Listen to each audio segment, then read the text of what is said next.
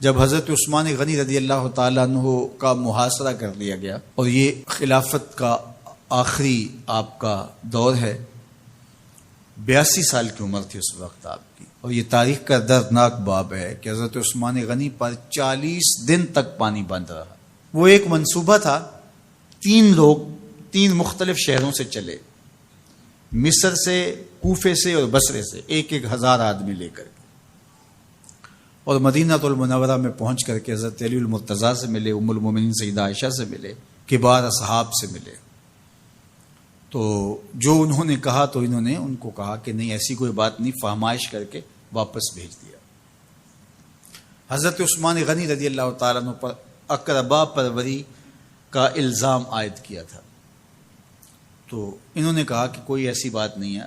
پھر یہ تھا کہ آپ نے کم عمر گورنر، کم عمر لوگ مقرر کیے، تو حضرت عثمان نے کہا کہ حضرت اسامہ بھی تو کم عمر تھے، حضور نے ان کو اگر مقرر کیا ہے تو یہ تو مثال ہمارے سامنے موجود ہے۔ لیکن یہ ایک منصوبہ تھا، اس منصوبے کے تحت یہ 3 جگہوں سے لوگ آئے تھے۔ وہ 3 دن کی مسافت کے بعد پھر تینوں واپس آ گئے، تو یہ ایک سوالیہ نشان ہے کہ تینوں کیوں واپس آ گئے، کوئی ایک تو نہ آتا نا۔ تو یہ سب طے شدہ منصوبہ تھا، اور پھر انہوں نے مدینہ المنورہ کو گھیر لیا، اور جس طرح سے بلوائیوں نے حالات پیدا کر دیے۔ سیدنا علی المرتضیٰ رضی اللہ تعالیٰ عنہ تو شہر مدینہ سے باہر تشریف لے گئے تھے، اور اپنے بیٹوں امام حسن اور امام حسین رضی اللہ تعالیٰ عنہ کو حضرت عثمان غنی کے دروازے پر مقرر کیا تھا کہ ان کو ضرر نہ پہنچنے دینا۔ اب 700 صحابہ اجازت طلب کر رہے ہیں کہ آپ ان بلوائیوں سے نپٹنے کا میں جو ہے وہ اجازت نامہ مرحمت کریں، اور بہت سارے لوگ تو حج پہ جا چکے ہیں۔ 18 ذی الحج کا واقعہ ہے جب آپ کی شہادت ہوتی ہے، تو وہ حج پہ جا چکے ہیں، تو جو یہاں موجود ہیں وہ اجازت طلب کر رہے ہیں۔ لیکن حضرت عثمان غنی رضی اللہ تعالیٰ عنہ نے کہا کہ نہیں، میں ایسی اجازت نہیں دوں گا۔ رسول اللہ صلی اللہ علیہ وسلم کا حرم شہر مدینہ لوگوں کے خون سے لالازار ہو، یہ میں اس کو گوارا نہیں کرتا۔ افواج موجود ہیں، اور دنیا کی تاریخ میں آپ کو ایسا نہیں ملے گا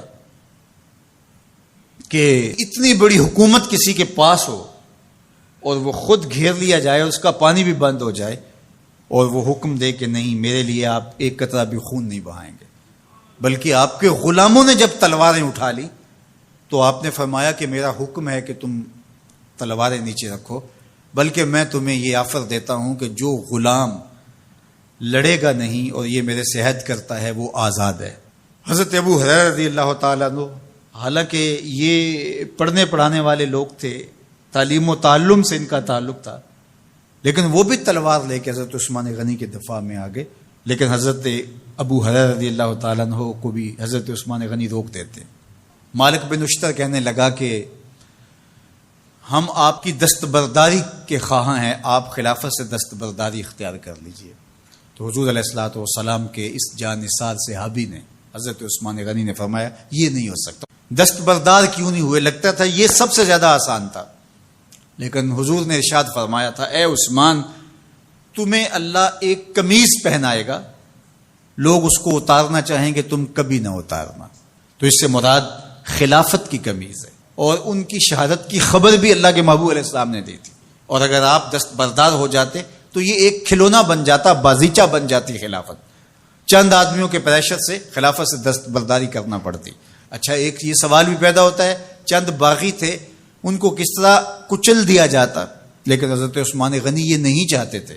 ایک تو یہ کہ مدینے کی حرمت پامال نہ ہو، اور دوسرا پورے عالم اسلام کو آگ لگانے کا جو منصوبہ تھا، 3 مختلف شہروں سے 1,000 آدمی لایا گیا ایک منصوبے کے تحت، اور انہیں لاشیں چاہیے تھیں، اور جو ان کے پیچھے کام کر رہے تھے نادیدہ ہاتھ، ان کا منصوبہ یہ تھا کہ یہاں سے مختلف سمتوں میں، یہ 3 شہر مختلف سمتوں میں تھے، 3 سمتوں میں جب لاشیں جائیں گی تو پورے عالم اسلام کو ہم جو ہے وہ خانہ جنگی کی آگ میں دھکیل سکیں گے۔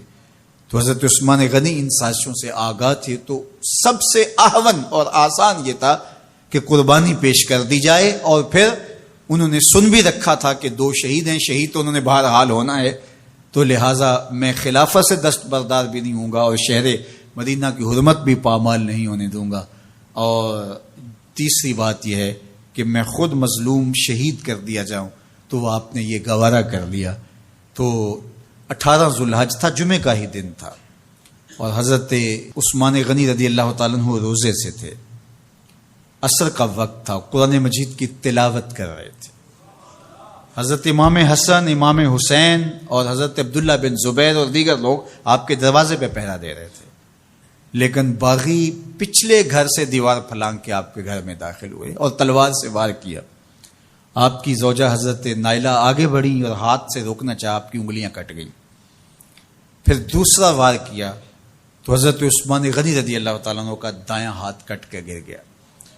حضرت عثمان غنی رضی اللہ تعالیٰ عنہ نے افسوس کیا اور کہا کہ تم نے وہ ہاتھ کاٹ دیا جس سے میں وحی کی کتابت کیا کرتا تھا۔ پھر اس کے بعد آپ پر 9 وار کیے گئے اور آپ کو شہید کر دیا گیا، اور آپ کا خون قرآن مجید پڑھتے ہوئے اس آیت پہ گرا، فَسَيَكْفِيكَهُمُ اللَّهُ وَهُوَ السَّمِيعُ الْعَلِيمُ۔ تو حضرت عثمان غنی رضی اللہ تعالیٰ عنہ مظلوم شہید کیے گئے، بھوکے اور پیاسے شہید کیے گئے، ظلمن شہید کیے گئے۔ حضرت عبداللہ بن عمر رضی اللہ تعالیٰ عنہ فرماتے ہیں کہ حضور فتنوں کا ذکر کر رہے تھے کہ فتنے ہوں گے، بہت بڑے فتنے ہوں گے۔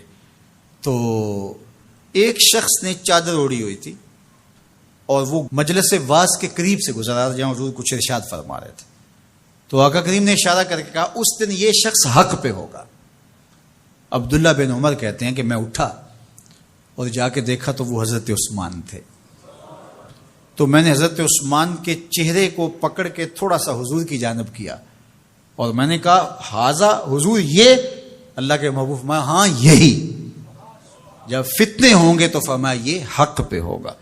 تو حضرت عثمان غنی رضی اللہ تعالیٰ عنہ حق کی راہوں کے مسافر، جنہیں حضور کی زبان سے شہید کہا گیا، اور شہید کسی کا انجام ہوتا ہے، تو حضور نے فرمایا یہ شہید ہوگا۔